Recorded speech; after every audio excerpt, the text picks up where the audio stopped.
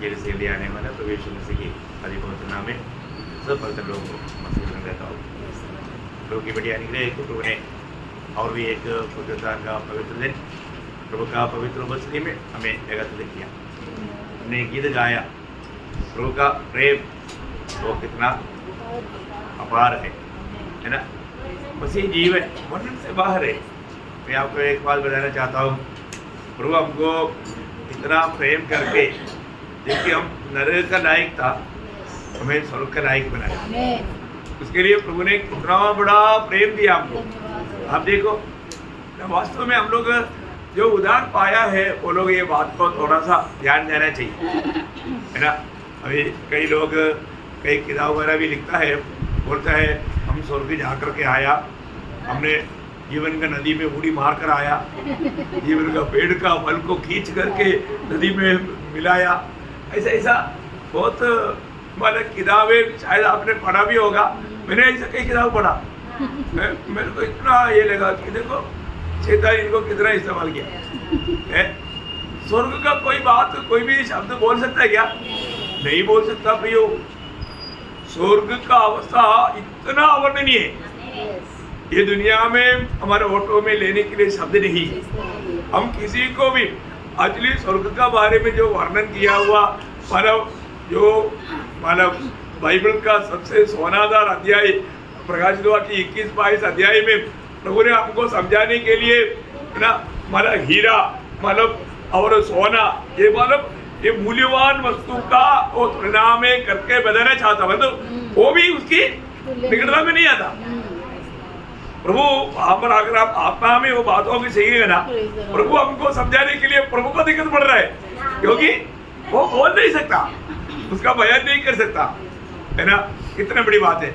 हम लोग क्या सोचता, स्वर्ग में जाएगा तो हमको बड़ा मुकुट मिलेगा, हमें सिंहासन मिलेगा, हमें बंगला मिलेगा, मतलब राजमहल मिलेगा। ये कोई बात है क्या? नहीं प्रियो।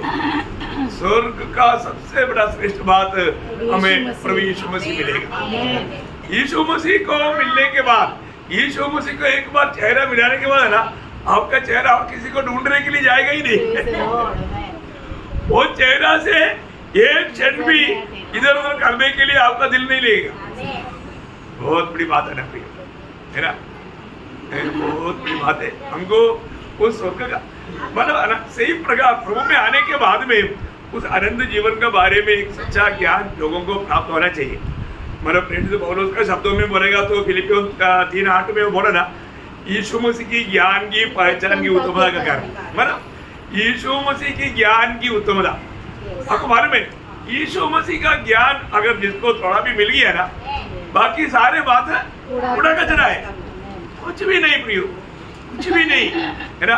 हमारा दिल वहां पर भड़केगा नहीं, परंतु अभी भी सही प्रकार उसका वो ज्ञान को हमने जाना नहीं, है ना। वो ज्ञान प्राप्त करने के लिए हम लोगों ने यत्न नहीं किया। प्रभु में आने के बाद में प्रियो हम प्रभु को जानना, प्रभु को जानने से बढ़ करके एक बात है ही नहीं, है ना। प्रभु मिलने के बाद में प्रभु में बना रहना, प्रभु को प्राप्त करते जाना, उसके ज्ञान में बढ़ना, ये बहुत बड़ी बात है। तो प्रभु को बहुत धन्यवाद देता हूँ। प्रभु का हर एक काम इतना श्रेष्ठ है, अतुल्य काम है ना। हम लोग सामान्य बुद्धि में एक भी बात को समझ नहीं सकता, है ना, लेकिन प्रभु का हमारे प्रति कितना बड़ा प्रेम है। प्रभु हमें उसके साथ बैठाना चाहता। आप देखो स्वर्गदूत इतना बड़े बड़े केरूब वगैरह हैं, उनको भी बैठाने के लिए प्रभु तैयार नहीं, परंतु हमको अभी शाया ने बोला मिट्टी से बनाया है, इस मिट्टी से बनाए हुआ हमें प्रभु अपने साथ बैठाने के लिए तैयार है। वो आज भी हमारा प्रतिनिधि होकर के यीशु मसीह पिता के दाहिने और मनुष्य पुत्र होकर के बैठा हुआ है, वो हम सबका प्रतिनिधि है। बहुत बड़ी बात है। हाँ, भविष्य में हम प्रभु के साथ हम उसके सिंहासन में बैठेगा। ये सारे बात को अभी आप सोचो, मतलब और 25 करोड़ पवित्र लोग हैं और 25 करोड़ पवित्र लोग उनके साथ सिंहासन में बैठेगा तो सिंहासन कैसे रहेगा? हमने कभी सोचा? और इसका अर्थ बहुत गहरा है, बहुत गहरा है। तो प्रियो हम लोग मतलब बात क्या है कि हम लोग मतलब पौलुस स्वर्ग जाकर के आने के बाद में बोला, मैं उधर जो देखा मैंने सुना, मैं उसके बारे में कुछ भी बोल नहीं सकता। मतलब बोलने के लिए मेरे पास शब्द नहीं। और जैसे वेद ज्ञानी को बोलने के लिए शब्द नहीं तो फिर किसको शब्द नहीं?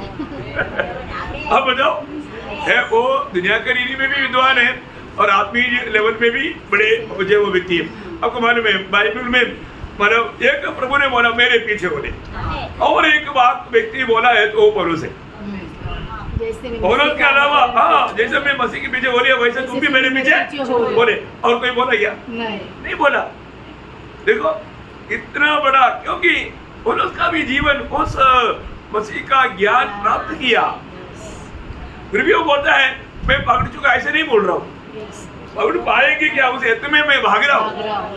कितना बड़ी हम लोग ये दुनिया में रह करके हम उधार पाने के बाद में भी, आत्मा में भर जाने के बाद में भी हम कितनों भी समझना चाहेगा तो भी एक छोटा भाग ही समझेगा, बहुत छोटा सा। लेकिन हमको उसका सही रीति में उसका पहचान होकर के जीवन बिताएगा तो आनंदता के लिए वो बहुत लाभ की बात है। तो प्रभु को बहुत धन्यवाद देता हूँ। हम लोग पिछला दिनों में माना प्रभु यीशु मसीह का सूली पर कहा हुआ वो 7 शब्दों के बारे में देख रहा था। आज वो दूसरा शब्द हम देखेंगे। ऐसा मानो वो शब्द से हम लोगों ने कई बार सीखा हुआ बात है, उसमें इतना कोई गंभीरता ऐसा नहीं। लेकिन एक व्यक्ति, आपको मालूम है, एक व्यक्ति का मृत्यु के समय में कहने वाले शब्द कई लोगों के जीवन को बदल देता है, जीवन को बदल देता है ना। वो बहुत इंपॉर्टेंट बात है। इसलिए अभी साधारण रीति में मैंने आपको बताया, सूली पर चढ़ाने वाला व्यक्ति कभी भी अच्छा बात कहता नहीं, अच्छा बात कहता नहीं। वो हमेशा कोई उसको तरफ देखेगा तो भी वो उनको गाली देगा, श्राप देगा। इसलिए कई बार कई लोगों का जीव काट देता है ना। इतना भयंकर बात है। तो हमारे जीवन में प्रभु यीशु मसीह ने कहा हुआ वो 7 शब्द कितना अनमोल शब्द है। उसके पीछे मतलब प्रभु का उस समय में भी प्रभु ने मृत्यु को चखा, उसका स्वाद चखा है ना। मतलब जो उस समय तक जीवित रह करके मर गया और उस समय में जो जीवित है और जो भविष्य में हम लोग जीवने वाला था और भी जो होने वाला है, सबका पाप का भार यीशु मसीह ने उठाया। सबका वो वेदना, नरक का वेदना प्रभु ने सहा। ये सब हम लोग थोड़ा समझना, थोड़ा हमारे बुद्धि में आएगा नहीं है ना। और जो भजन में जो लिखा है सत्य लिखा है ना, जो पाप के लिए अज्ञान था उसको हमारे लिए पाप ठहराया है ना। कितना बड़ी बात है। आप मालूम है, आप स्वर्ग में जाने के बाद है ना, एक क्षण भी फिर उधर से दूर होने के लिए नहीं चाहेगा, बिल्कुल नहीं चाहेगा। अभी हमारा ऐसा अवस्था है तो अनादिकाल से अनंतकाल तक हमेशा पिता के साथ रहने वाला पुत्र थोड़ा समय के लिए दूर होना बोलेगा तो असली नहीं बात है। वही तो कटारा था, वही तो प्रभु का वेदना था है। देखिए प्रभु हमारे लिए, हमको बचाने के लिए है। पिलीग्राम ने एक बार प्रचार में कहा कि मानो जब वो पुत्र हे परमेश्वर तूने मुझे क्यों छोड़ दिया बोल करके जब चिल्लाया, उस समय में पिता ने क्या किया, पिता ने पुत्र को ओर से मुंह मोड़ करके उस तरफ देखा, इस तरफ देखा तो किसको देखा? हमको देखा। हमें देख करके पिता संतुष्ट हुआ। ओह इतना बड़ी बात है। उनको सबको हमारे स्वर्गीय पिता का ज्ञान का गौरव और जानना कितनी बड़ी बात है ना। मतलब उस विदा हुआ उस अनादिकाल में ही अनंत काल का बातें प्रभु जानता है।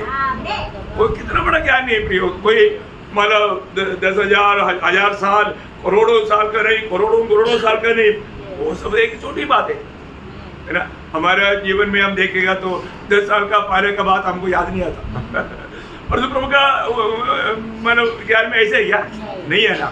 सारे बात आरंभ से मतलब कोई भी बात का आरंभ है वो भी बात प्रभु को याद है। अंत में होने वाला बात और एक व्यक्ति के जीवन में क्या क्या बात आएगा, सारी बात प्रभु को मालूम। आज हम लोग उस प्रभु की उपस्थिति में है जो प्रभु हमको जानता है, जो प्रभु हमको जानता है ना। बहुत बड़ी बात है। अपने जीवन में हमको अच्छी तरह जानने वाला, हमें परखने वाला उस प्रभु को जानना बहुत बड़ी बात है। मैं आपको बताना चाहता हूँ बड़ी सवाल जान लीजिए तो बहुत बड़ी बात है अपना जीवन में। मतलब अगर हम मतलब प्रभु को सही रीति में जान करके जीवन नहीं बिताएगा तो हमारे लिए बहुत बड़ा धोखा हो जाता है। तो आइए अयम थोड़ा समरण के लिए ये वचन पढ़ेंगे। लूका का सुसमाचार उसका 23 अध्याय उसका 39 से 43। जो कुकर्मी वहाँ लटकाए गए थे उनमें से एक ने उसकी निंदा करके कहा, क्या तू मसीह नहीं? तो फिर अपने आप को और हमें बचा। इस पर दूसरे ने उसे डांट कर कहा, क्या तू परमेश्वर से भी नहीं डरता? तू भी तो वही दंड पा रहा है और हम तो न्यायानुसार दंड पा रहे हैं, क्योंकि हम अपने कामों का ठीक फल पा रहे हैं, पर इसने कोई अनुचित काम नहीं किया। तब उसने कहा, हे यीशु, जब तू अपने राज्य में आए तो मेरी स्तुति लेना। उसने उससे कहा, मैं तुझसे सच कहता हूँ कि आज ही तू मेरे साथ स्वर्गलोक में होगा। कितना ये है प्रभु यीशु मसीह का सूली में कहा हुआ दूसरा शब्द है ना। ये हमारे लिए कितना अनमोल बात है। प्रियो, यहाँ पर हम देखते हैं कि मतलब ये दो मतलब हाँ जो तू मेरे साथ सुगलोक में परदेशा में होगा। प्रभु एकदम सच्चे करके बोलता है ना। बोलने के मतलब विश्वास करना मुश्किल है ना। इतना अनमोल बात है, क्योंकि ये प्रार्थना मतलब जब करना बोलेगा तो ये कितना बड़ा विश्वास की बात है, कितना बड़ा विश्वास की बात है। विश्वास का एक बड़ा घोषणा है यहाँ पर। तो हम लोग देखते हैं कि पहले ये दोनों ने प्रभु पर विश्वास नहीं किया। पहले दोनों मानव दोष लगा रहे थे, है ना। ये बात जब मत्ती के सुसमाचार उसका 27 अध्याय का 44 वचन। इस प्रकार डाकू भी जो उसके साथ क्रूसों पर चढ़ाए गए थे उसकी निंदा करते थे। हाँ, उसको मतलब दोनों निंदा करते थे, दोनों। वो बात मरकोस भी लिखा है, मरकोस 15 अध्याय का 32 वचन का भी पाठ। मरकोस 15 का जो उसके साथ क्रूसों पर चढ़ाए गए थे वे भी उसकी निंदा करते थे। देखा, वे भी उनका प्रभु का निंदा करते थे। देखो, प्रभु का वो लोग निंदा कर रहे थे। आप देखो प्रियो, है मतलब उधर खड़े हुए लोग निंदा कर रहे हैं, शास्त्री फरीसी लोग, उधर से जाने वाले लोग, सभी लोग निंदा कर रहे हैं। अब आप देखो, बाकी जो चोर लोग दोनों तरफ पड़ा है उनका कोई निंदा नहीं कर रहा है। निंदा किसका कर रहा है?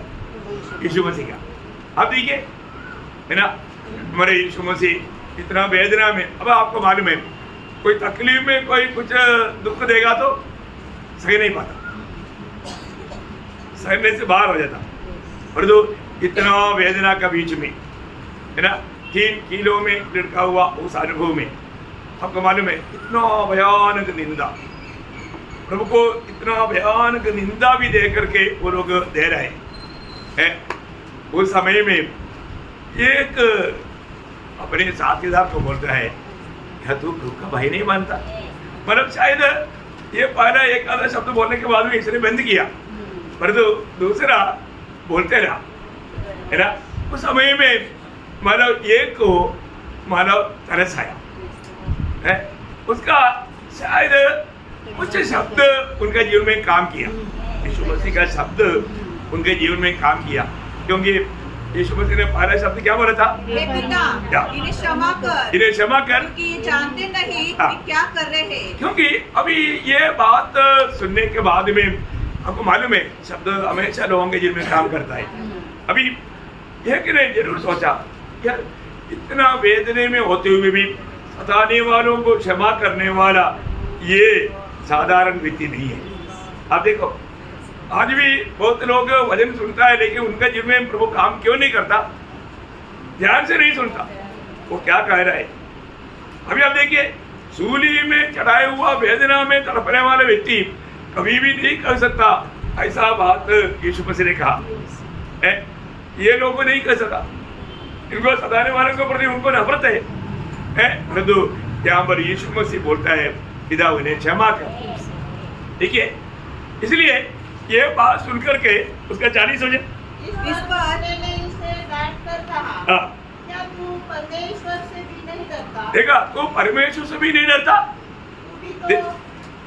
हाँ, मतलब बोलने का अर्थ तुझे परमेश्वर का भय मानना चाहिए। देखिए, अभी एक के अंदर प्रभु का भय आया। मैं आपको बोलना चाहता हूँ प्रियो, हमारे में प्रभु का भय होना बहुत जरूरी बात है। प्रभु को हम जो सच्चा भक्ति करना है तो उसका भय मान करके भक्ति करना। भय का अर्थ क्या है? हाँ,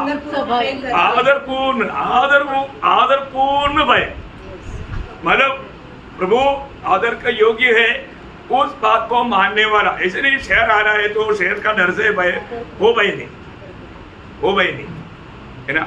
बहुत बड़ी बात है।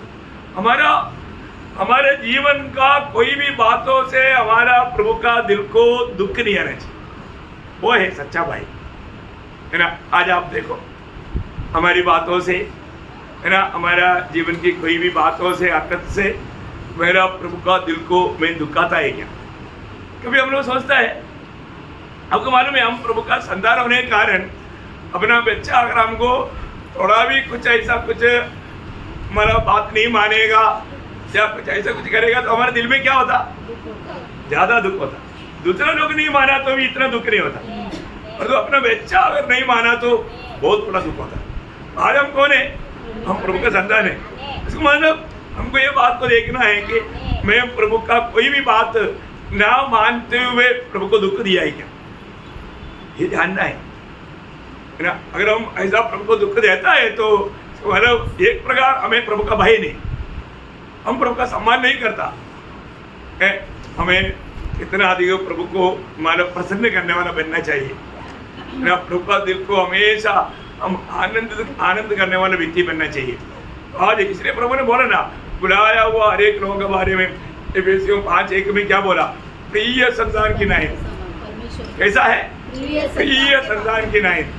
प्रियो, हमें प्रिय संतान बनना है ना। यीशु मसीह के बारे में पिता ने गवाही दिया, ये मेरा प्रिय पुत्र है, ये मेरा प्रिय पुत्र है, इस पर मैं अत्यंत प्रसन्न हूँ। प्रियो, जो प्रभु अत्यंत प्रसन्न होने वाला एक पुत्र बनना, प्रभु अत्यंत प्रसन्न होने वाला एक पुत्र बनना, ये बहुत बड़ी बात है हमारे जीवन में।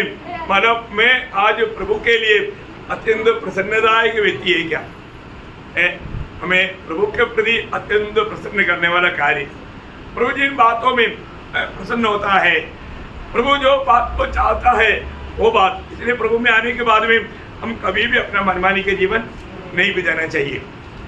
हर कोई मतलब प्रभु का दिल को दुख देने वाला कार्य करते हुए देखता है तो हम उनको समझाना चाहिए। अभी देखिए सूली पर होने पर भी ये मतलब जिस व्यक्ति को प्रभु का भय उनके दिल में आया, वो दूसरा व्यक्ति को बोलता है, क्या तू प्रभु का भी भय नहीं मानता? मानव वास्तव में तू किसका निंदा कर रहा है? वो प्रभु है। देखिए उसको कितना बड़ा प्रकाश मिला। ये प्रकाश प्रभु देता है। हम लोग प्रभु का वचन सुनने के टाइम पर भी इस वचन को सही रीति में मानो उसका प्रकाश प्रभु देता है, तब सुनने वाला लोग उनका दिल बदल जाता। अब मन में पहले समयों में वचन सुनाने के टाइम पर लोग गिड़गिड़ाते थे, रोते है ना। प्रभु के उपस्थिति में खड़ा होकर के अपनी गलती कबूल करके प्रभु से क्षमा मांगते थे।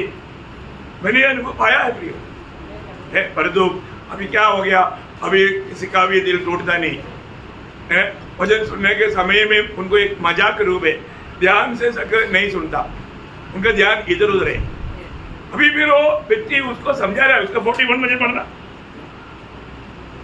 और हम तो न्याय के अनुसार दंड पा रहे हैं, क्योंकि हमने अपने कामों का ठीक फल पा रहा है। देखा, हम अपनी कामों का फल पा रहा है, पर इसने कोई अनुचित काम नहीं किया। देखा कितना बड़ा दर्शन है प्रियो। प्रभु का बारे में वो गवाही दे रहे हैं, इसने कोई अनुचित काम नहीं किया। प्रियो, पत्रों 7 अध्याय का 37 वचन में उसने सब कुछ अच्छा किया। उसने सब कुछ अच्छा किया।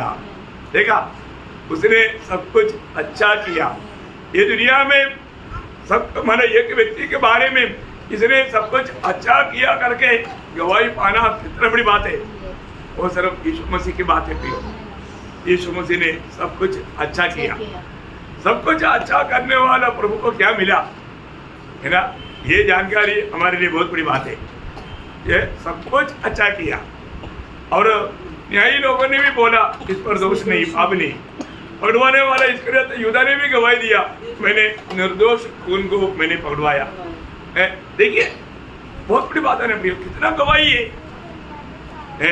हमें ये बात को जानना है, यहाँ पर एक पापी दूसरा पापी को समझा रहा है ना। हम लोग जो भी पाता है हमने अपना किया हुआ उस कामों का फल पा रहा है। प्रियो जरूरी जानना कि जीवन की यात्रा में जो भी व्यक्ति अपने जीवन में अगर गलत काम करेगा उसका फल प्रभु से क्षमा मिलेगा, तो भी फल भी मिलेगा।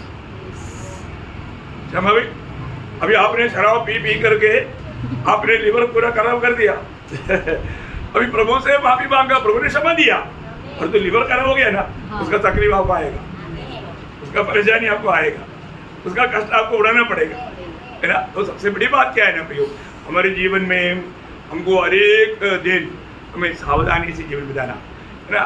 उसको ये बात समझाने के बाद में ये व्यक्ति जिनको पाप क्षमा मिला वो प्रभु को बोला हुआ शब्द है, और एक बार पढ़ेंगे उसको, उसका 23 का 42 पढ़ना।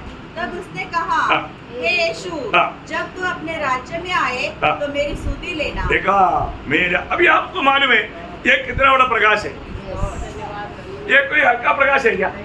नहीं है प्रियो, है। अभी मतलब हमारे साथ लटका हुआ व्यक्ति कौन है करके उसने जाना। अभी वहां पर खड़े हुए लोगों ने बहुत प्रकार मतलब प्रभु का परिचय लिया, तू परमेश्वर का पुत्र है तो नीचे उतराओ, हम विश्वास करेंगे। अब देखिए, तुम नीचे उतर आएगा तो हम विश्वास करेंगे। आप बताओ, परंतु प्रभु ने उनका बात सुन करके चलो तू विश्वास करेगा तो मैं आता हूँ, ऐसे किया? नहीं किया प्रियो। मतलब वो व्यक्ति मर करके जी उड़ करके आना बड़ी बात है, या सूली से उधर कर आना बड़ी बात है? जी उठना, मर करके जी उठना बड़ी बात है। देखा पहलू क्या है कि अगर वो सूली से ऐसा आ जाता भी ये लोग विश्वास नहीं करता, क्योंकि मर करके जी उठने के बाद में विश्वास नहीं किया। अब सोचो ना, मर करके जी उठना बोलेगा तो मतलब मानसिक कल्पनाओं में असंभव की बात है। सूली से उधर करके आना वही संभव है क्योंकि जिंदा है, परंतु मर गया फिर तीसरा दिन जी उड़ा फिर आया, कभी भी विश्वास नहीं किया। इसका अर्थ क्या है कि इनका कहने में कोई सच्चाई नहीं। जैसे अभी वो पीड़ा आने वाले जगह में पड़ा रहने वाला धनवान, उसे हमारा अब्राहम पिता से विधि किया, ये लाश को मतलब मेरे पिता के घर में भेजो, ये उधर जाकर के गवाही देगा तो भेजोगा विश्वास करेगा। देखा मन फिरेगा, मन फिरेगा। देखो पर तो मन फिरेगा, अब्राहम पिता ने बोला नहीं होगा, क्योंकि जब ये वचन पर जो लोग विश्वास नहीं करता, वचन से बड़ी बात नहीं है मरा हुआ एक व्यक्ति हमारे पास आ रहा है, वचन बहुत का बात है, वचन बहुत का बात है ना। इसलिए क्या ना, देखो मैं एक बात आपको बता दूं, हर बात में प्रभु का वचन क्या कहता है वो बात को सम्मान करना, सम्मान करना।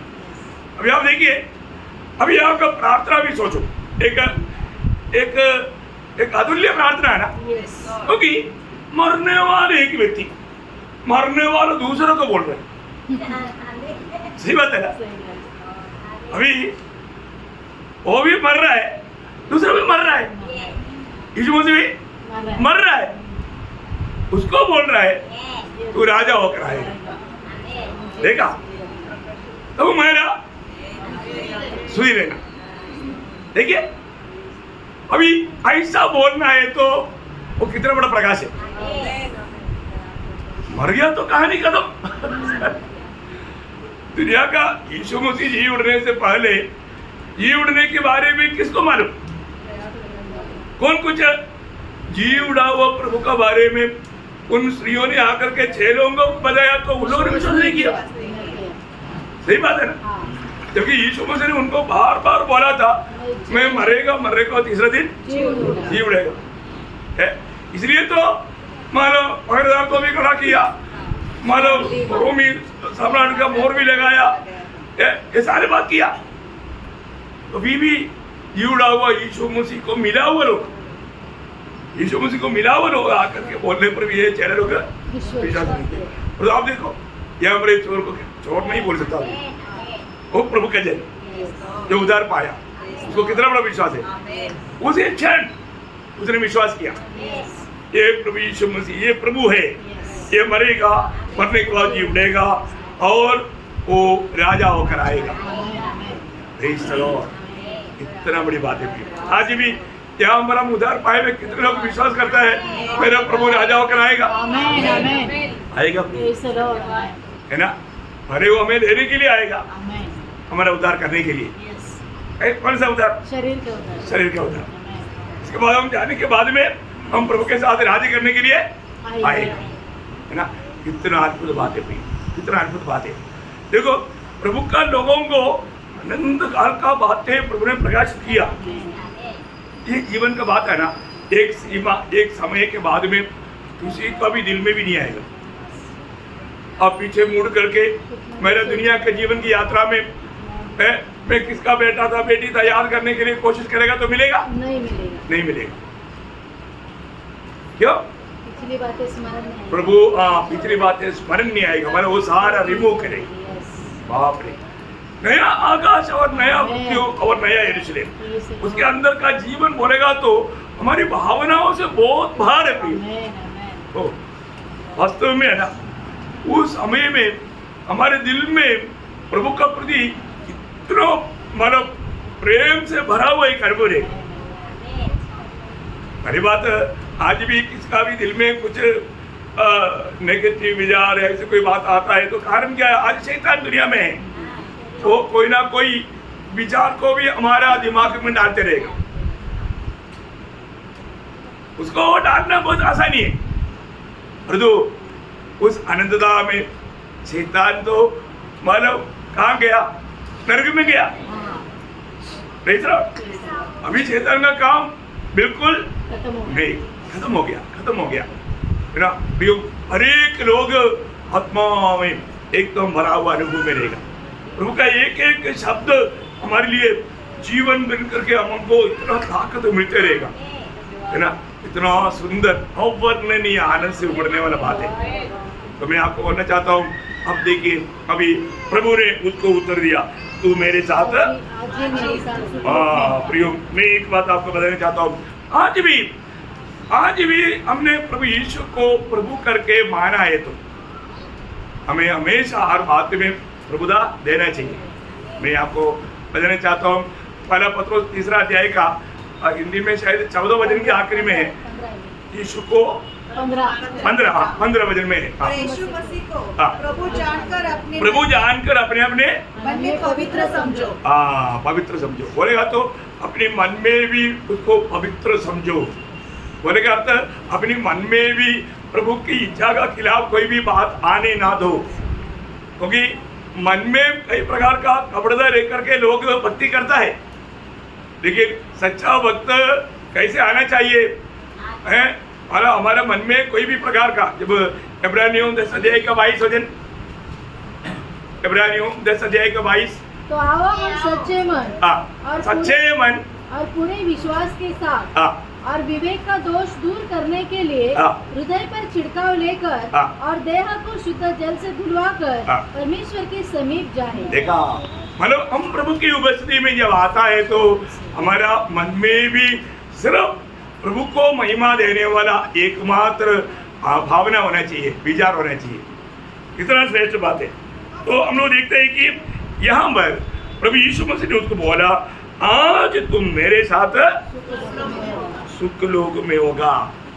और उस समय में मतलब उन लोग मरने के बाद उस दिन कहाँ गया?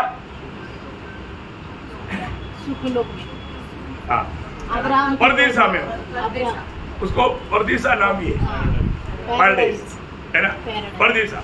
तो उस समय में मानो यीशु मसीह मर गया, यीशु मसीह कहाँ पहुँच गया? कौन सा पैराडाइज?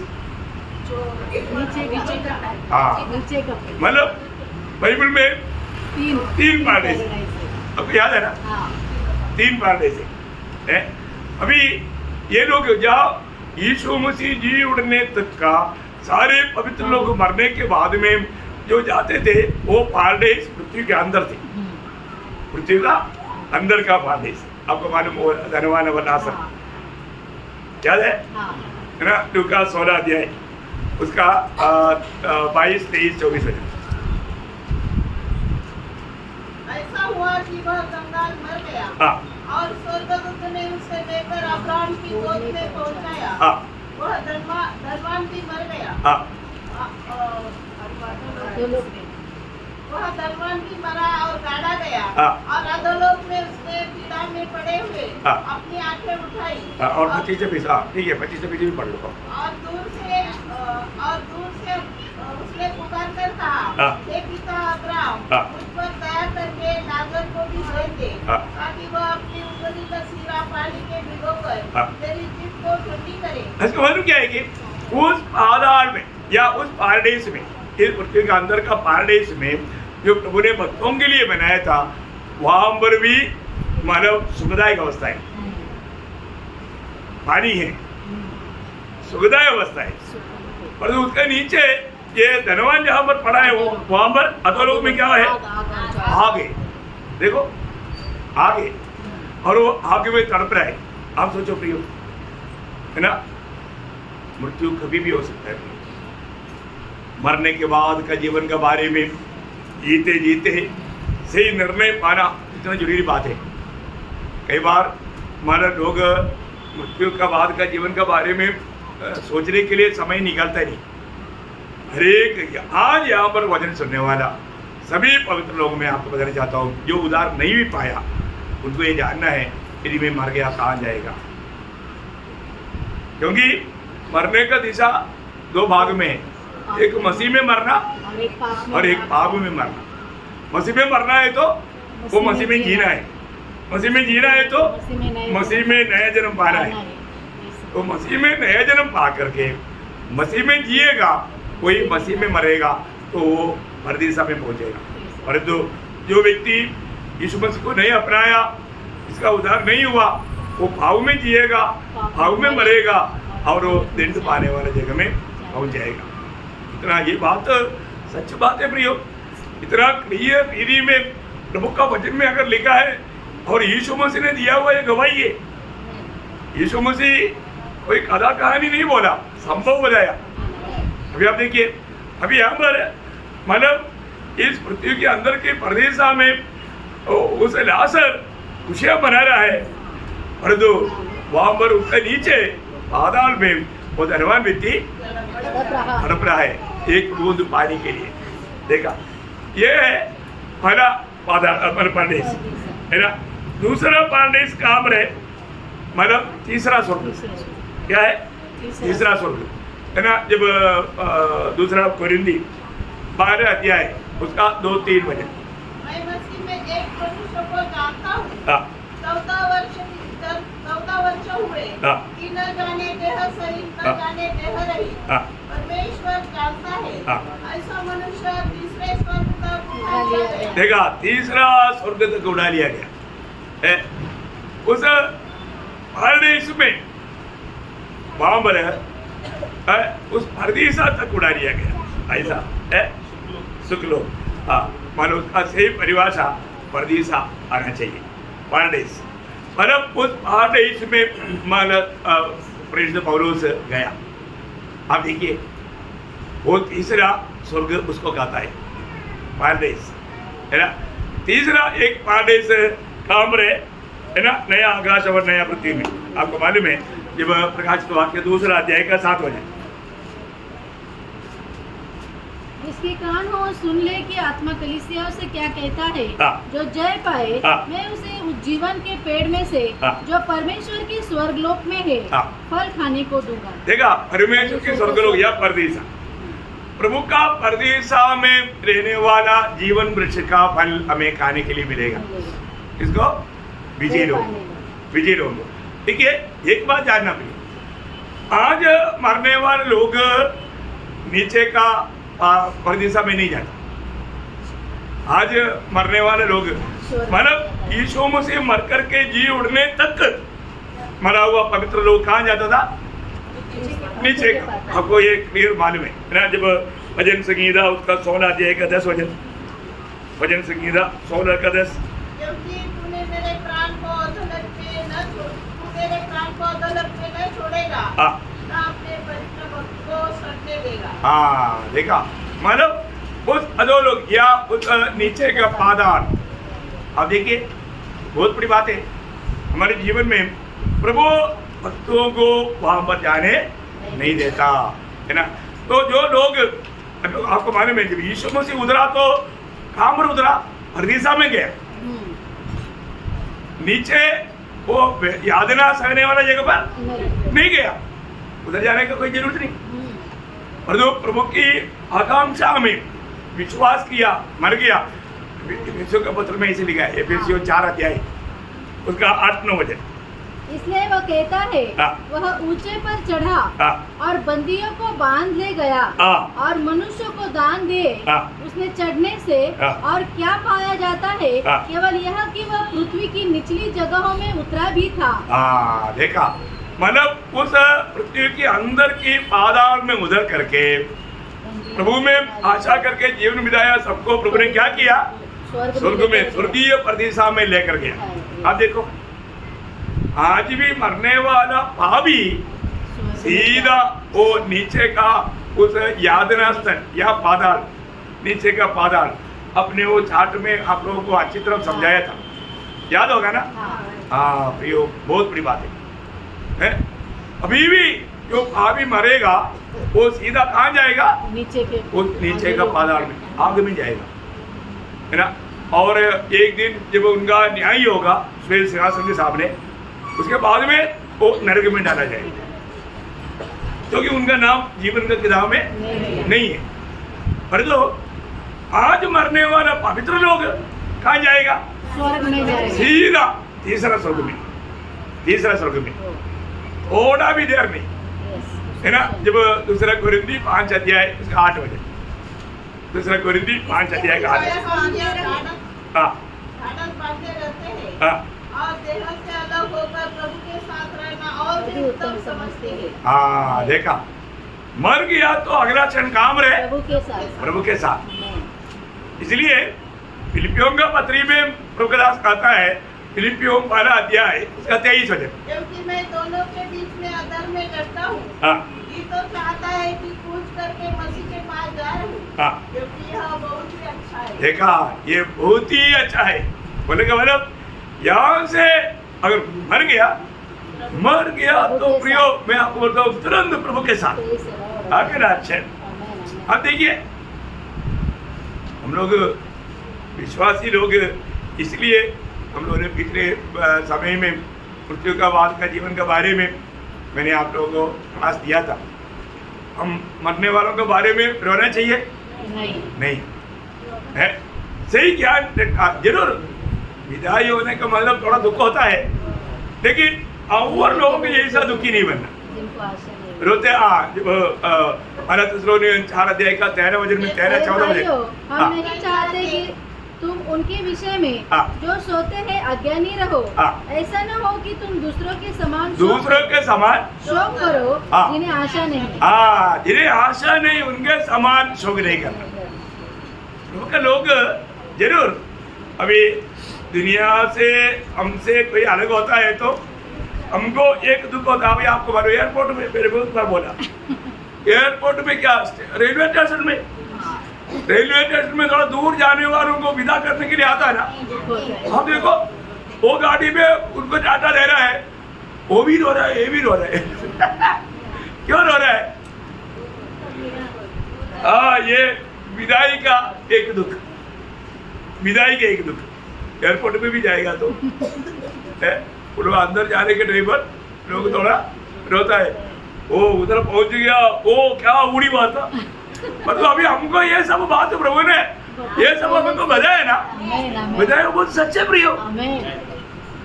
ये हमें विश्वास से ये वजन भी मानव बाइनोकुलर से देखना है। हाँ, मेरा डैडी पहुंच गया, मेरा भाई पहुंच गया, मेरा बच्चा पहुंच गया। ओह, अब क्या होगा? चलो जरूर वो इधर से मेरे लिए अनुभव हो गया। ये जो भी रिश्ता नाता ये सब दुनिया के जीवन के लिए, मरने के बाद कुछ भी नहीं, मरने के बाद ऐसा कुछ भी नहीं। ये सब मानो कितना अच्छा प्रबंधक है। मैं सोचता हूँ हम लोग कितना भी प्रभु को धन्यवाद देगा तो बहुत कम है, पर प्रभु का हमारे प्रति प्यार बहुत गहरा है ना।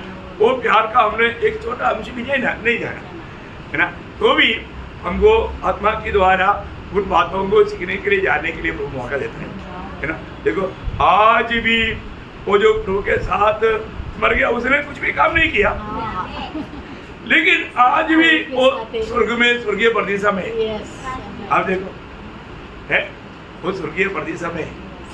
हमें ये बात को जानना है, आज मैं मर गया कहाँ जाएगा, ये बात का हमें पक्का निर्णय है क्या है।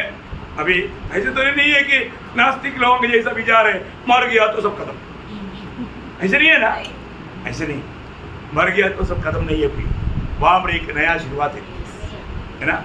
मदर तेरेसा बोलता है, मृत्यु के द्वारा मैं पिता का घर में पहुंच गया, मृत्यु के द्वारा मैं पिता का घर में पहुंच गया। तो हमारा मृत्यु क्या है, हमारा पिता का घर में पहुंचने वाला अनुभव है, बहुत बात है।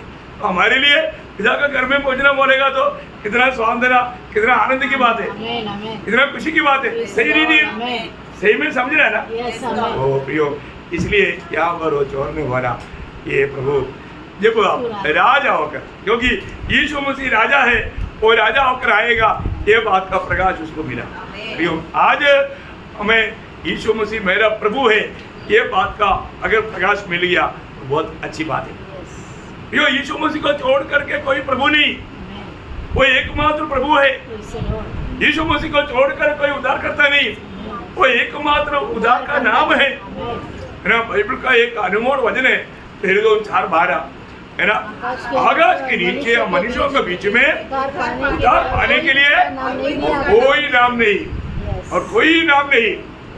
प्रियो, सिर्फ एकमात्र नाम वो प्रभु यीशु का नाम है, और उसने हमारा पापों को अपने ऊपर लेकर सूली पर मरा, उसने हमसे प्रेम किया, इसलिए हमारे लिए अपने आप को दे दिया। कितनी बड़ी बात है प्रियो।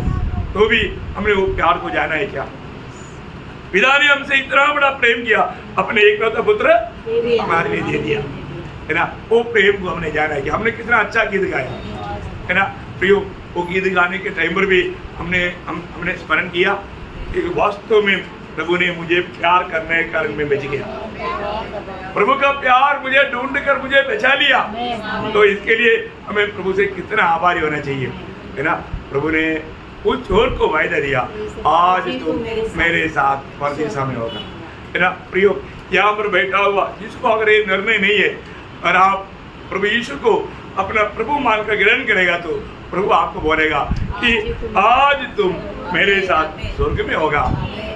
वो स्वर्गीय आनंद प्रभु उसी समय में आपको देगा, क्योंकि विश्वास किया उसी समय में हमें ये दुनिया से हमारा स्थान बदल जाता।